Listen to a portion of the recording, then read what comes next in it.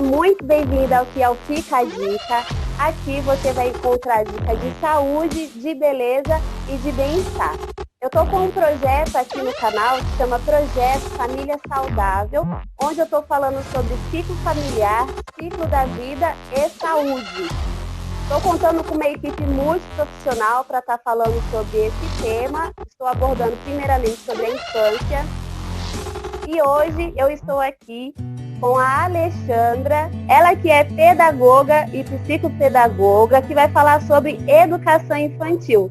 Muito obrigada, Alexandra, pela sua presença e seja muito bem-vinda aqui ao canal. Imagina. Então, hoje nós vamos falar um pouquinho, das fases importantes, da educação, do desenvolvimento da criança. E, assim, um dos fatores, assim, que muitas pessoas não levam em conta que cada coisa, desde o brincar, a criança está desenvolvendo, Bastante. Então, já se inscreva aqui no canal, deixe o seu joinha, porque vai ser um conteúdo muito enriquecedor. E vamos começar. A primeira pergunta que eu tenho para te fazer é como que funciona o processo de aprendizado da criança? Então, a criança pode desenvolver, dentro do 0 até os 6 anos, ela tem fases, ela passa por fases. E assim, uma das coisas assim que muitas pessoas não levam em conta é que desde a gestação, ela já está se desenvolvendo. Então, assim, nós temos algumas fases que a criança desenvolve desde bebê. Então, a fase que ela está de bebê, de 0 a 2 anos, é a fase oral. Então, a criança vai aprender, tudo que ela vai aprender, por isso algumas pessoas não entendem. Por que a criança leva aquele objeto na boca? Porque é a maneira que ela tem de conhecer aquele objeto, Então, assim, ela conhece através da questão oral, de colocar aquele objeto na mão, de tocar nele, o período que seria o período sensorial. Então, nesse período sensorial, ela vai tocar, ela vai pela voz, pelo cheiro, quando ela é bebê. A partir dos 2 anos, a criança, ela já começa a ter um momento de fantasia, desenvolver, ela consegue já reconhecer. E uma coisa interessante, que muitas mães, como eu trabalho numa escola e trabalho com educação especial, e eu observo, tem muitas mães que choram quando vai deixar a criança na escola, e a criança passa por aquele sofrimento por ver a mãe em sofrimento. Mas uma coisa muito interessante que as pessoas não sabem é que a criança, até os 2 anos, até antes dos 2 anos, ela não entende que aquilo que saiu de perto dela, não é porque saiu de perto que nunca mais vai ter. Então, para ela, como aquilo saiu de perto da presença dela, ela acha que aquilo acabou. Então, por isso que a criança chora, por isso que os pais ficam desesperados, E uma das técnicas que muitas escolas adotam é levar um bichinho, um brinquedo, um bichinho de pelúcia, ou alguma coisa que tem o cheirinho da mamãe, porque aquilo vai trazer um conforto para a criança. Uma das coisas também muito interessantes, que essa separação, essa quebra do vínculo de quando a criança vai para a escola, é muito importante para o desenvolvimento dela. Muitas mães não entendem, muitas pessoas não entendem, falam, mas eu estou sofrendo porque minha filha está chorando. Mas isso é essencial, esse rompimento, Porque no ambiente familiar, ela vai aprender algumas coisas, alguns desenvolvimentos, vai ter alguns desenvolvimentos da rotina dela, mas ela vai trabalhar, lá ela vai aprender o coletivo, ela vai aprender a dividir, porque na casa dela é tudo exclusivo para ela e para os irmãos, se tiver irmãos. Mas lá não, ela vai ter que aprender a romper essa questão. E aí, quem vira a referência para ela? A professora. Nesse momento, a professora ou o professor vira referência para ela. Então, assim, é muito importante porque a criança, não só o aspecto de compartilhar, de ter o convívio social, que é muito importante, mas a criança vai aprender a organização, vai aprender questões de rotina, que é muito importante nessa fase, E uma das coisas assim, que eu achei bem interessante, quando eu estava estudando a psicopedagogia, é a questão psíquica, que isso traz um amadurecimento psíquico para a criança, que é uma importância assim, muito grande, que ela vai entender que a mãe dela vai voltar, que aquilo é só um tempo que ela passa por lá, ela vai aprender a questão de organização de tempo e espaço. Então é uma coisa assim bem enriquecedora mesmo. Aí depois nós temos são a fase de 2, né, de 2 anos em diante, né, que aí é o pré-operatório. E nessa fase, né, que a criança já consegue discernir, ela já consegue discernir algumas coisas, ela já consegue discernir que a questão assim de sentimentos, ela começa a ter sentimentos, e também a questão da fantasia, né? Que a criança ela começa a desenvolver a fantasia, e essa fase é uma fase importantíssima. Por isso que fala, nossa, mas por que na escolinha as professoras trabalham muito com história? Porque é o momento que a criança está desenvolvendo a fantasia, que ela está começando a entender o que é realidade e o que é fantasia, né? Então ela já está fazendo essa separação disso, e ela começa a desenvolver as relações sensoriais, emocionais. Então, assim, é bem interessante, né? Outro fator também que é muito interessante é a questão da criança desenvolvendo também a questão da memória. Como assim? Ela não tinha memória? Ela tinha uma memória curta, mas agora ela começa a ter uma memória mais prévia. Você pode observar que aí a criança começa a aumentar o seu vocabulário, ela começa a aumentar, começa a construir frases, né? Então, assim, é muito importante essa relação dela ir para a escola, porque é onde ela vai aprender a desenvolver o vocabulário dela, né? Então, é bem interessante mesmo, né? Depois nós temos uma terceira fase, né? Que já é dos 4 aos 12 anos, né? Até os 12 anos, que é onde a criança começa a manipular, né? Manipular os pais, mas ela consegue aprender que determinada coisa ela consegue se ela fizer dessa maneira, né? E é onde começa a desenvolver o raciocínio lógico, onde a criança consegue entender a questão da quantidade referente ao numeral, né? Quantas balas tem? Tem 7 balas. Ela vai lá e entende que aqueles 7 objetos são as 7 balas, então com o número 7. Então ela começa a fazer essa relação, ela consegue fazer também a relação de que se ela agir de determinada maneira, ela pode ser aprovada, mas se ela agir de tal maneira, ela pode ser reprovada. Então, assim, a criança ela já consegue aprender nesse aspecto todo a questão também como posso dizer, do tempo verbal também das coisas, né? Que quando a criança é um pouco mais nova, ela fala assim, em vez de ela falar, vou fazer isso, ela fala, fazer isso, ou senão ela fala de uma maneira que não está o tempo verbal correto. Então aqui ela já começa a entender o tempo verbal correto das palavras, ela consegue entender a questão também dos aspectos que as pessoas, assim, nessa primeira fase não entendem, mas que depois vai entender, que a criança consegue fazer entender, porque até aos 3, 4 anos, a criança fala alguma coisa e o adulto não entende, porque ela não sabe construir corretamente essa frase. Então ela já consegue expor as ideias dela, ela já consegue falar assim e ser entendida. E uma das coisas assim que é bem interessante, que nessa construção toda, assim, né, que ela vai observando, que ela tá errando na concordância, tudo, né, é a questão da criança se expressar mais. Então, assim, você pode ver que uma criança de 3, 4 aninhos, ela conversa pouco, ela quer brincar. Agora já uma criança de 4 anos para cima, ela quer contar como foi o dia dela da escola. Isso é importante. E isso é muito importante os pais ouvirem, porque a experiência que ela passou naquele dia é uma experiência nova para ela. Então, muitas coisas assim, eu sei que é muito corrido para os pais, né? Não terem tempo, às vezes, de ouvir, mas é extremamente importante essa questão dos pais ouvirem a criança, de ver como foi o dia dela, de ver o que ela aprendeu naquele dia. Então, é até interessante que os pais instiguem isso. O que você aprendeu na escola hoje? Me conta. Porque o pai vai ter um feedback do desenvolvimento da criança.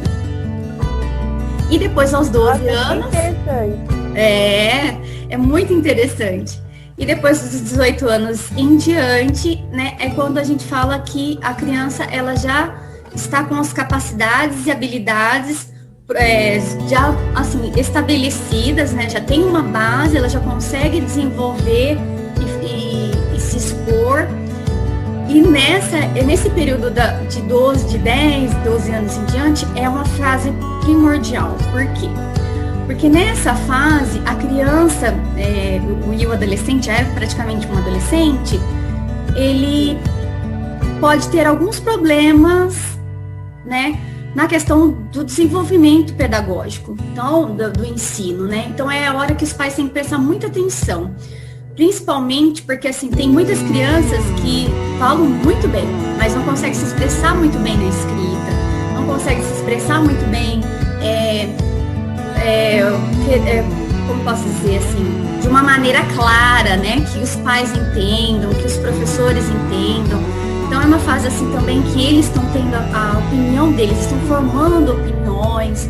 Então é uma fase, assim, crucial, que os pais têm que prestar muita atenção no desenvolvimento dessa criança, porque é a fase que eles estão se desenvolvendo como pessoas, como indivíduo, né? Eles entendem que eles têm opiniões, que eles têm vontades, e eles querem expor essas vontades. E, assim, no âmbito escolar, isso é muito importante, porque tem muitos alunos que não conseguem expressar a vontade, que não conseguem expressar o que eles querem passar, né? Isso. Nossa, muito legal, muito interessante. Continue aqui com a gente, porque pelo jeito o papo vai ser muito enriquecedor, né? Vou para a próxima pergunta agora. Alexandra, qual que é a importância da educação para a criança? Então, como eu já disse um pouquinho, né? Só dar uma retomada. Então, o que a criança pode desenvolver na questão, assim, para ir à escola, né? Que muitas pessoas só levam os filhos para a escola quando é obrigatório, que é a partir dos 5 anos.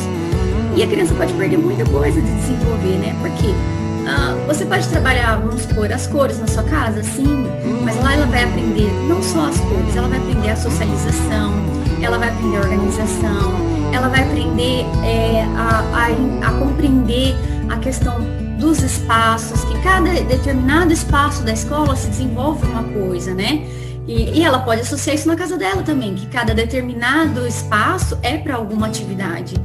E, assim, pode também, a questão também muito importante, né, é o lúdico, né? Ela desenvolve muito lúdico através da escola, né? Eles estimulam muito o lúdico e a gente aprende brincando, né? Muitas vezes, né? Aquela coisa assim que a criança não consegue entender a cor. Você faz uma brincadeira, a criança consegue entender a cor. Então, assim, são metodologias que esses profissionais usam que potencializa o desenvolvimento da criança. Então, é muito importante que a criança vá à escola, que a criança tenha esse convívio, né, com o meio pedagógico. Ok. E problemas emocionais vivenciados pelas crianças podem interferir no processo de aprendizado? Sim, podem e afetam muito, né? Eu tenho casos, né, que eu já trabalhei, né, na escola, que afetaram demais, assim. Hoje em dia, uma das coisas assim, que mais afetam, que nós observamos no meio escolar, é quando os pais se separam. Né? É um rompimento assim muito grande emocionalmente para a criança, né? E aí você percebe, a criança começa a ficar mais agressiva, já não tem um relacionamento, uma socialização boa com os amigos, ela começa a ficar desatenta, ela começa a apresentar desinteresse pelas atividades que antes ela não apresentava. Então, assim, o rendimento dela não é o mesmo. Uma das coisas também que a gente observa muito, a criança, ela fica, como fala, ela se fecha por saber, para as pessoas. E muitas das vezes, quando a gente vai conversar, né, que a gente vai dialogar com essas crianças, meu pai não gosta mais de mim, minha mãe não gosta mais de mim, porque eles se separaram. Então, a criança traz aquela situação para ela, a separação dos pais para ela. Ela não vê que foi algo que eles decidiram, que não, ela traz toda aquela carga negativa para ela. E aí como que ela transfere toda aquela carga que ela tá sofrendo? Ela traz através da rebeldia, ou através de ficar quieta, de não se socializar. E assim, muitas vezes, que eu já tenho assim, casos, como eu trabalho com uma faixa etária grande, né, que eu trabalho desde a questão do Fundamental 1 até o médio, eu tenho casos de crianças que escrevem na redação, que preferiam morrer. É uma coisa muito pesada, tanto que a gente entra em contato com o psicólogo, né, e que preferia morrer do que os pais estarem separados, que a culpa era dela, que ela não obedecia tantos pais. Então, é assim, a gente vê isso na produção escrita. Então, é uma coisa, assim, muito grave, sabe? É a questão não só dos pais, né, mas, assim, já teve vários casos, assim, de bullying também, de crianças, assim, que não eram agressivas, desenvolveu uma agressividade, assim, tremenda por sofrerem bullying caladas, não contarem nada. E aí o professor de sala observar e ver que determinadas crianças não conversavam com aquele aluno. Então, assim, as questões emocionais afetam muito na questão. Por isso que é sempre importante o diálogo, né? Na entrevista com a psicóloga, ela também falou isso, que é muito importante sempre os pais, cuidadores, né, ter esse diálogo com a criança para perceber essas transformações. E às vezes um abraço que você dá, uma palavra de positividade, nós estamos com você, nós estamos vendo o que você está passando, você não vai passar por isso sozinho. Isso é tão importante, porque a criança te vê como uma referência. Que nem assim no meu caso, né? Eu trabalho com crianças especiais, então eu vou em várias salas, né? Eu entro em várias salas. E tem várias crianças que eu conversei, que tiveram problemas psicológicos, que vêm, me abraça e falam: ai, que bom que você tá aqui, que bom que você entrou na minha sala hoje. E eu tô sentindo muita falta desse carinho todo, né? Agora nessa pandemia. Tá bem difícil mesmo. A importância, né, do papel do educador, né? Com certeza. Bom, continuando aqui, você acredita, se você acha que existe criança que realmente ela não consegue aprender? Olha, hoje eu não posso afirmar isso, não, porque acho que se eu afirmar isso, eu acho que eu estou sendo incoerente. Porque assim, antigamente a gente poderia até dizer, ela não aprende, não tem como. Mas hoje os estudos avançaram muito, então tem várias técnicas de fazer aquela criança aprender, né? Então acho que o caso, assim, que eu poderia falar para você, que antigamente não via como a criança desenvolver, e que hoje a gente vê, um exemplo claro é a dislexia, né? Que antes viam assim, a criança dislexa, ela não aprende, não tem como. E graças a Deus e a vários estudiosos, hoje a gente tem técnicas para desenvolver que essa pessoa consiga superar isso. E eu conheço pessoas disléxicas que são adultas e que superaram isso e que hoje, assim, fazem faculdade, estão super bem. Então, assim, é meio incoerente falar, porque se essa criança não consegue aprender, então você está errando. Você, como profissional, está errando. Você tem que buscar maneiras de fazer, metodologias de fazer esse aluno desenvolver. Porque até crianças que têm problemas mentais, assim, atrasos mentais gravíssimos, que têm DI, né, deficiência intelectual, conseguem assimilar o conteúdo, consegue. Tudo bem, é uma maneira menor, é uma maneira mais lúdica, mas consegue. Então, eu acho que para o ser humano é incoerente falar que não consegue aprender. Acho que basta você se dedicar. Bom, então vamos entrar um pouquinho aqui na sua área, que é a educação especial, falar sobre...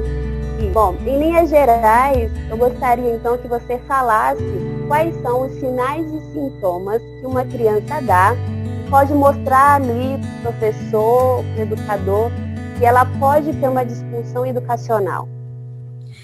Olha, isso é uma coisa assim que o profissional ele tem que estar muito atento mesmo, porque às vezes assim, durante assim, aquela sala toda, né, que como eu já fui professora de ensino regular, né, que eu estava dentro da sala de aula, E em primeira série, que é a alfabetização, que é uma responsabilidade muito grande, o que acontece? Às vezes, aqui está todo aquele aluno, todos aqueles alunos na sala.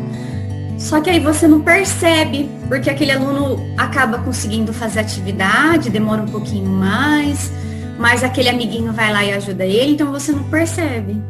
Mas assim, tem algumas técnicas, né, que os professores podem observar, que os pais podem observar. Primeira delas, entender, perguntar algo para essa criança e ver se ela entendeu o comando. Isso é a primeira coisa, né? Porque tem crianças que você dá um comando e ela não entende. Aí você muda o comando, ela não entende. Opa, tem alguma coisa errada. Se você fez um comando, ela não entendeu, e você pediu para ela, por favor, abra na página, no exemplo, abra na página 45. Ela não entendeu. Aí você vai lá, abre na página 45, olha, nós vamos fazer essa atividade da página 45. Nós vamos fazer, um exemplo, nós vamos fazer essa fração.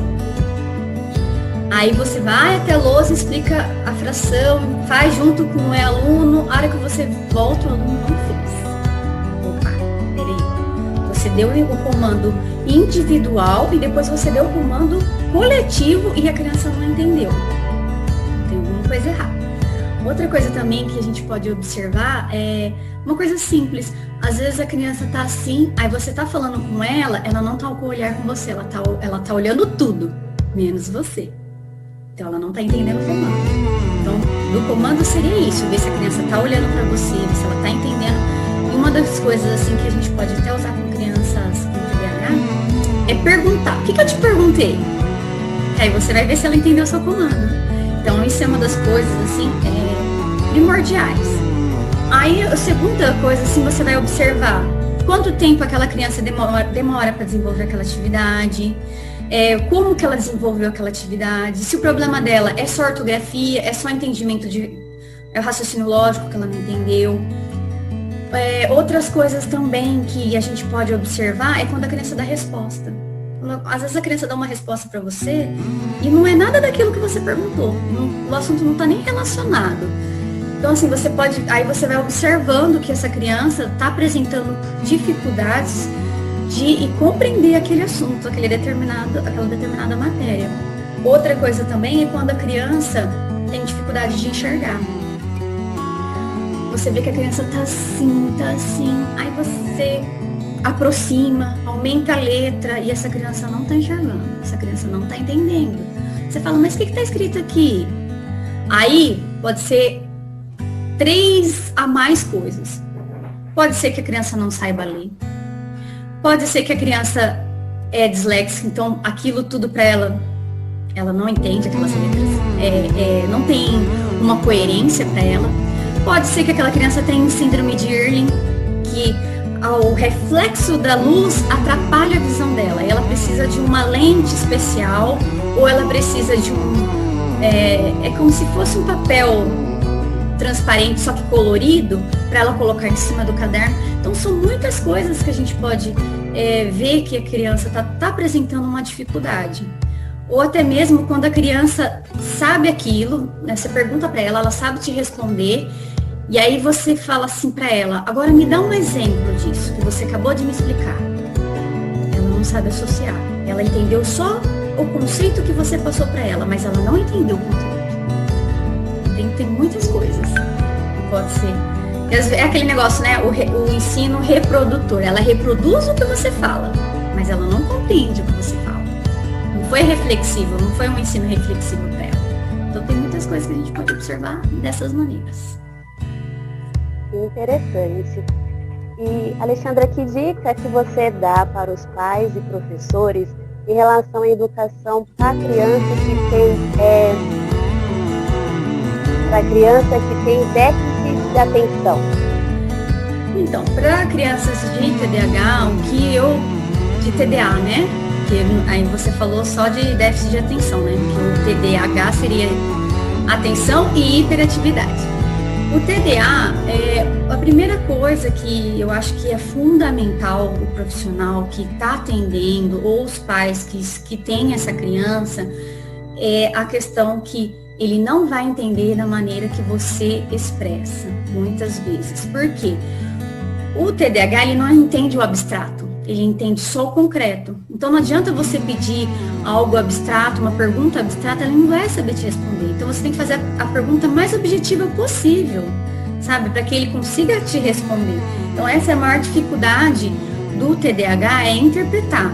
É interpretar perguntas escritas, é interpretar um texto, é interpretar um comando. Então essa é a maior dificuldade de uma pessoa que tem TDAH.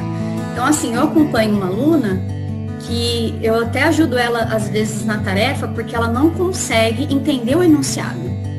Aí eu leio o enunciado e pergunto de uma outra maneira. Olha, ele está pedindo isso. Aí ela entende, porque foi objetivo. Uma das coisas também que eu faço muita reunião com pais, né, agora pelo Zoom. Ai, meu filho é burro, meu filho é preguiçoso. Jamais fale isso. Ele tem uma dificuldade tremenda de entender, ele se esforça em fazer, ele se esforça em compreender, mas ele não compreende. Então, assim, a primeira coisa que os pais têm que ter, a dica que eu falo, não fale isso para o seu filho, não verbalize isso para ele, porque ele vai interiorizar isso. Ele vai assimilar isso para ele. Ele fala, eu sou assim mesmo porque eu vou estudar, eu não tenho mais jeito. Mas na verdade não é. Na verdade, esse aluno, ele só tem a dificuldade de compreender aquele comando. Então é muito importante que os pais falem, olha, meu filho, você tem dificuldade, mas todo mundo tem dificuldade em alguma coisa, a sua dificuldade é essa, você vai conseguir superar isso. Apoiar. O elogio é a melhor ferramenta para motivar essas pessoas. Porque assim, essa aluna que eu acompanho a tarefa é até interessante. Eu falo, não, você é capaz, você é super inteligente, por que você está fazendo corpo mole? Não, vamos lá. E aí ela consegue fazer, ela fala, ai, não acredito, era só isso? Era só isso. Então, assim, uma outra coisa também que é muito importante para os pais é respeitar o tempo. Uma criança de TDAH demora mais tempo para resolver uma certa atividade que um aluno que não tem TDAH. Né? Porque às vezes fala assim, ai, meu filho é muito lerdo, meu filho é muito preguiçoso. Não é? Ele demora mais tempo para processar aquela informação. E depois, não só de processar aquela que seria o input, né? De entender aquilo, mas o output, que seria expor aquilo que ele entendeu, né? Eu faço uma pergunta, quem descobriu o Brasil? Então, até ele compreender essa pergunta, ele leva um tempo. E depois, para ele formular a resposta, ele leva mais tempo do que uma pessoa normal. Então, vamos supor assim, um exemplo básico, não que seja exatamente isso, mas assim, uma criança que demora, vamos supor assim, 10 minutos para fazer uma atividade, 5 exercícios, uma criança de TDAH pode demorar de 40 a 1 hora para fazer esses 5 exercícios. Seria isso. Então tem que ter a questão da paciência, a questão de combinar regras. Pessoas com TDAH precisam ter rotina, precisam ter regras, porque é uma maneira que ele consegue se organizar, que ele consegue, assim, não somente se organizar, mas também consegue fazer, executar as coisas. Então, acho que a dica que eu daria para esses pais seria paciência, em primeiro lugar, palavras positivas e, em terceiro lugar, regras e combinados, né? E mesmo que esse aluno, que essa criança saia dessa regra combinada, o pai não pode perder a paciência. O pai tem que ter uma postura de, não, vamos lá, olha, não foi isso que a gente combinou, nós combinamos assim, então você tem que respeitar. Levar a criança não é grito que vai entender, que a criança vai entender, é o diálogo é fundamental. Você trazer para a criança, mas você gostaria que eu agisse assim com você? Aí a criança vai pensar. E a criança vai falar, não gostaria. Então acho que isso daí seria a dica que eu daria. E paciência, acho que é a palavra do momento agora, né? Nesse tempo de pandemia. Com certeza. Mas estão tendo que exercer muito isso. Bom, em relação à educação para crianças que têm autismo, que dica que você dá para os pais e professores? Primeiro, para os professores, procurem brincadeiras, atividades que sejam visuais. Por quê? O autista é muito visual. Então, Se ele é muito visual, a gente tem que aproveitar desse recurso para agir com ele, para trabalhar com ele. Então, a criança autista, é difícil ela concentrar a atenção, então tem que ser algo que seja atrativo. Uma das coisas interessantes que o profissional pode saber é cada autista ele tem uma coisa assim que ele gosta muito. E é em cima disso que ele muitas vezes vai conseguir ter a motivação daquele aluno. Eu tenho um aluno autista que ele é fascinado em massinha e ele gosta de dinossauros e monstros marinhos. Se você vê a perfeição que ele faz, tão pequenininho, e ele faz perfeito aquele animal. Então foi aquela habilidade que ele desenvolveu daquilo que ele gosta. Lógico, você vai ter que trabalhar outros conteúdos, sim, mas primeiro conquiste aquele aluno, porque o autista ele tem que ser conquistado, né? Na hora que você conquista ele vai te dando um feedback cada vez melhor. Então, se você conquistar ele, ter um relacionamento íntimo, fica mais fácil o desenvolvimento. Então, a primeira coisa que eu falaria para esse profissional seria isso. Ver o que aquela criança gosta, ter um relacionamento legal com ela, porque aí daí você vai conseguir desenvolver atividades, né, dentro da necessidade dele. Outra coisa, para os pais. Primeiro, aceite que seu filho é autista. Muitos pais não aceitam, então precisa aceitar.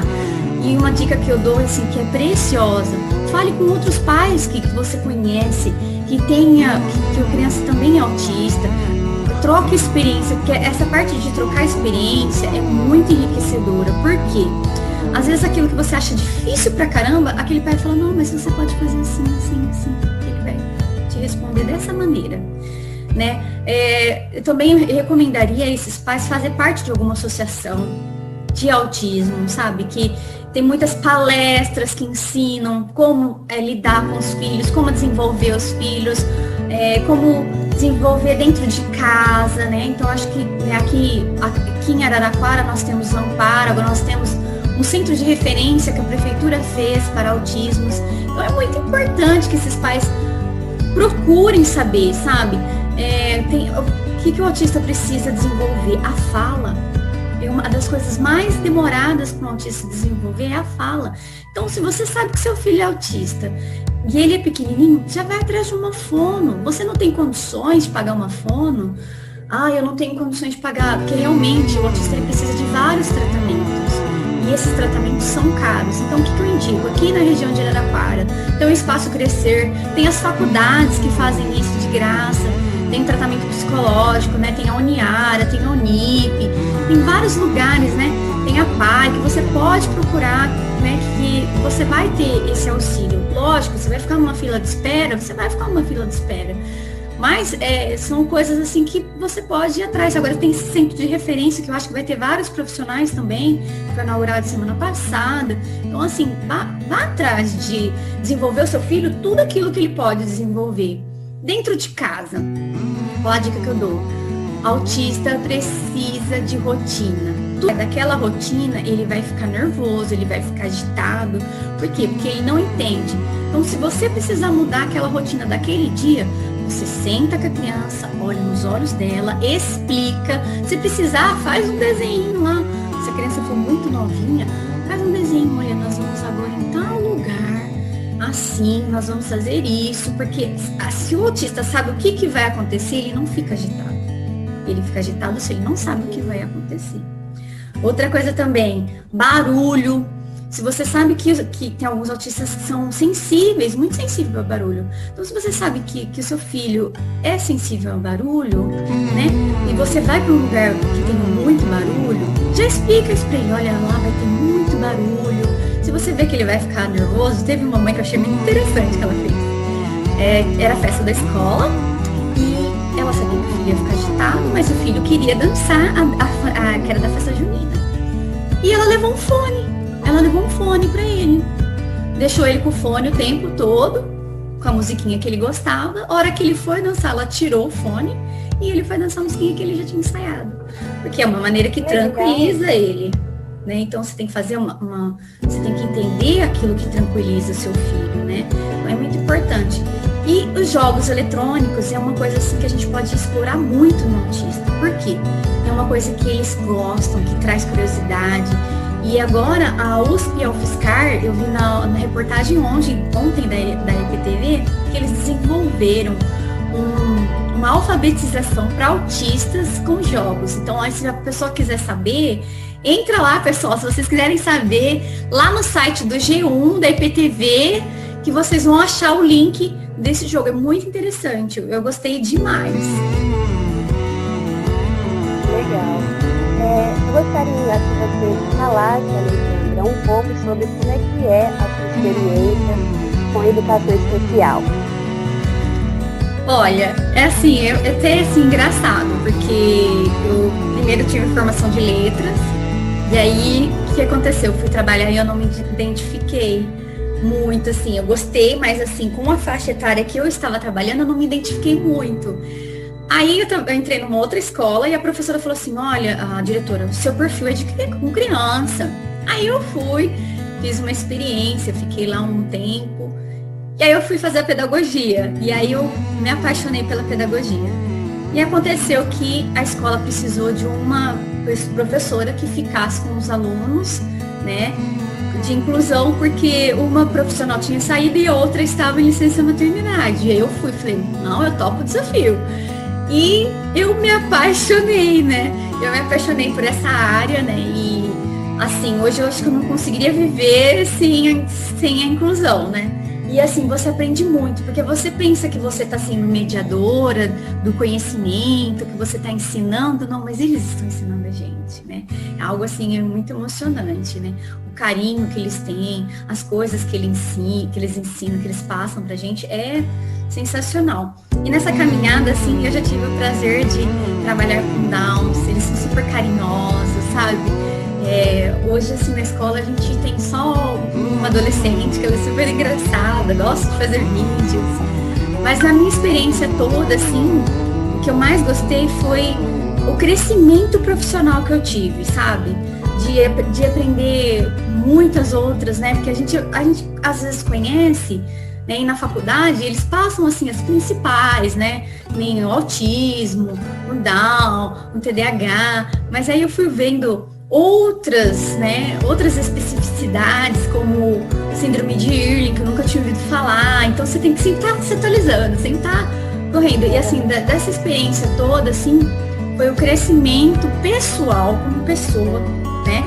Porque quando eu aceitei o desafio, eu confesso, eu tinha um certo medo. Eu falava, meu Deus, mas se acontecer alguma coisa, eu não consegui dar conta. E assim, mas aí a gente vai vendo que não é nada disso e que eles são crianças, assim, maravilhosas e que a gente só tem o que aprender a crescer com eles. E uma coisa muito importante que eu aprendi nesse decorrer todo é como eles dependem da gente, como a gente depende deles também, para crescer como ser humano, para crescer, para entender as diferenças do outro, para entender e compreender as vontades do outro, de saber se doar, sabe? Acho que essa palavra, aprender a se doar, é muito lindo. Ok. E, Alexandra, na sua opinião, você acha que o sistema de educação brasileira consegue atender a demanda de educação, principalmente a educação especial? Olha, sinceridade, eu acho que o Brasil ainda em relação a outros países ainda deixa muito a desejar, né? Nós temos, assim, alguns países que nem Estados Unidos, né, que na questão da educação especial e da educação em si, né, já tem, assim, tem escolas que são especializadas, né, então tem o ensino regular e tem a inclusão, e dentro da inclusão já tem o sistema ABA, né, que é do autismo. Então, assim, nós ainda estamos, assim, posso dizer assim que nós estamos caminhando, né, caminhando, mas ainda não é satisfatório, né. Eu acho que ainda o Brasil não compreendeu que a educação, né, que nós podemos ver as grandes potências, né, o Japão foi detonado por uma bomba, e ele se reergueu através da educação. Então, assim, se você vê a tecnologia que é hoje o Japão, a Suíça é considerada um dos países, assim, um índice da educação um dos mais fortes. Então, assim, o que eu como pessoa, compreendo que o Brasil ainda está engatinhando, eles não priorizam a educação, né? Você vê, assim, até questão financeira, eles colocam tantas verbas em outras áreas, e a educação e a saúde são áreas muito carentes ainda, né? Não tem, assim, não tem uma atenção, eles não veem que quanto mais as pessoas tiverem educação, mais democracia nós teremos, né? E acho que isso é importante, né? Um país se fortalece através da educação. E uma das coisas, assim, também que pesquisa, né? Que eu acho, assim, as pesquisas no Brasil são muito fracas ainda, né? Em relação a outros países. Nós temos que importar informação, tecnologia, e eu acho que o Brasil, ele não é mais um país, assim, agrário, né? Eu acho que ele já passou dessa fase de ser só agrário. Então, eu creio que se os nossos governantes investissem mais em tecnologia, nós seríamos uma potência mesmo. Porque nós vemos, assim, trabalhos tremendos que saem da USP, da UFSCar, até as vacinas que estão sendo desenvolvidas agora, né, Letícia? Nós vimos, assim, como que isso, se nós tivéssemos mais tecnologia, nós poderíamos até já estar com a vacina pronta, né? Que eles foram atrás que eu achei bem interessante, né? Que eu não sabia, eu mesmo não sabia, que o cavalo tem muito anticorpos, ele cria anticorpos rapidamente, que o coronavírus ficou pouco tempo no corpo dele, né? Por isso que várias vacinas de cobra, são usadas através de experimentos com o cavalo. Então, acho que a educação do Brasil precisa muito, melhorar muito mesmo. E uma das coisas, assim, que como profissional eu posso falar, a capacitação dos profissionais daqui do Brasil também ainda é precária. Porque, assim, em relação a outros países, né, assim, a formação desde a faculdade é mais forte. A questão também, assim, de graduações, de cursos mesmo, de pós-graduação, você vê, assim, que não é ofertado. Tudo você tem que pagar, e eu acho que isso o governo tinha que ser de graça, ele está capacitando o profissional dele. Então, eu acredito que a gente ainda está gatinhando muito e que a gente ainda precisa aprender muito. Desculpa aí o desabafo. Não, mas é verdade mesmo. Você está fazendo alguma outra especialização, algum curso para aprimorar, né, o seu leque educacional na área de educação especial? Sim, professor, não pode parar. Eu estou fazendo Libras agora. Nossa, estou achando, assim, tremendo. Gostando muito mesmo, aprendendo muitas coisas, assim, porque a gente acha que é só os gestos, não, mas tem toda a expressão corporal, né? Tem expressão facial. Então, assim, eu estou aprendendo muito. É uma área, assim, que hoje eu não tenho alunos, mas eu tenho que me preparar. Se eu vier a ter, eu tenho que estar preparada para isso, né? E eu almejo fazer outros aí, né? Eu sou formada em psicopedagogia, mas eu quero fazer neuropsicopedagogia, né? Entender mais os processos neurais, assim, né? E é uma das coisas, assim, que eu acho que o professor, ele tem que se capacitar. E eu gostaria de fazer muito ainda um curso de aba, mas é muito caro ainda. Isso eu acho que poderia ser poderia ser ofertado para nós, sim, que nós tivéssemos que usar os nossos recursos para isso, né? Então, assim, o curso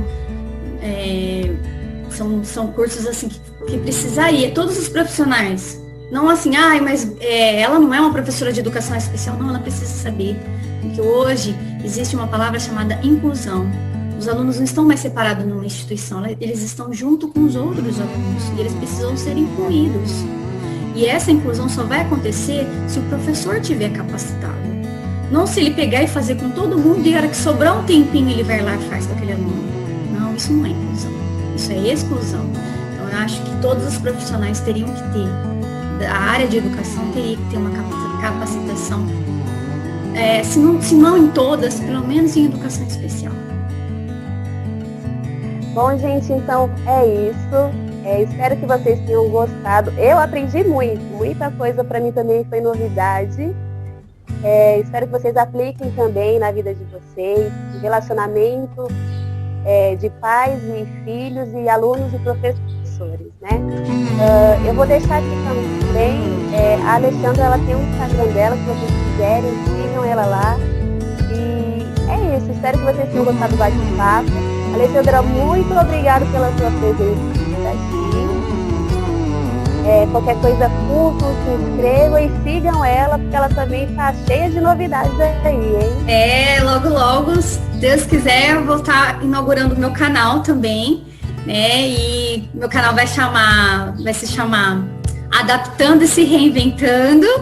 E estamos aí, logo, logo vou estrear e vou falar lá no Instagram, segue lá. Muito obrigada pela participação. Então, para você não perder, siga ela no Instagram, hein, para vocês não perderem isso. Isso mesmo. E assim, eu quero agradecer muito e agradecer todos e pedir mesmo que as pessoas olhem, né, essas crianças que têm mais dificuldade com um olhar diferente e um olhar de compartilhar mesmo, né, conhecimento, e principalmente, né, abraçar, incluir essas pessoas, né. E uma das coisas também que eu falo para os pais, procurem coisas para que seus filhos desenvolvam, né, procurem atividades, né, se for para crianças também. Nossa, hoje a internet oferece muitas coisas. E eu queria só deixar a última dica. Tem vários sites. Pode ficar à vontade. É rapidinho, galera. Tem vários sites que são super legais. Escola Games, Poquitos, né? Que são jogos pedagógicos que você pode fazer com o seu filho. Também tem o alfabeto fônico da USP, que você pode baixar lá. É muito legal, pessoal, que a criança vai aprender desde o A e o U até o alfabeto. Ela vai clicar e vai ouvir o som daquele objeto. Aí ela tem que clicar nos outros objetos para ver, vamos supor, ela clique nos objetos que com a letra E. Aí vai circular o que tiver certo, o que tiver errado, vai ter com X, a criança vai assimilar. Então, galera, corre atrás aí. Beijo a todos. Beijo, gente. Tchau.